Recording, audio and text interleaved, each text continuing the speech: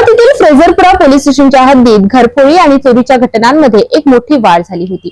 या मालिकेचा शेवट अखेर पोलिसांनी लावला असून 4 विधी संघर्षित बालकांच्या टोळीचा पर्दाफाश करत लाखोंच्या मुद्देमालासह एक मोठे गुन्हेगारी रॅकेट उघडकीस आणला आहे। फ्रेझरपुरा पोलीस स्टेशनच्या हद्दीत गेल्या काही दिवसांपासून gas cylinder, solar plate, mobile, दुचाकी आणि इतर वस्तूंच्या चोरीच्या घटना घडत होत्या।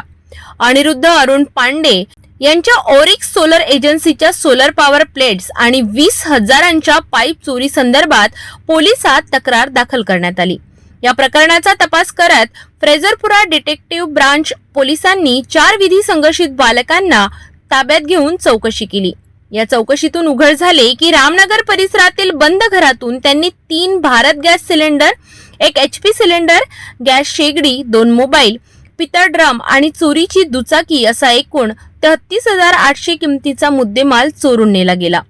हे सर्व बालक भरदिवसा बंद घरे हेरून त्यात घुसत आणि चोरी करून पसार होत असत, अशी कबुली त्यांनी पोलिसांसमोर दिली। या गुन्ह्याचा पर्दाफाश पोलीस आयुक्त नवीनचंद्र रेड्डी यांच्या आदेशाने पोलीस निरीक्षक निलेश करे यांच्या मार्गदर्शनात निरीक्षक निलेश गावंडे, सहाय्यक पोलीस निरीक्षक रवींद्र सहारे, पोलीस उपनिरीक्षक राहुल महाजन, पोलीस अंमलदार योगेश श्रीवास, शशिकांत गवई, हरीश चौधरी, रोशन वराडे, जयेश परिवाले, दिनेश निमाडे यांनी केली।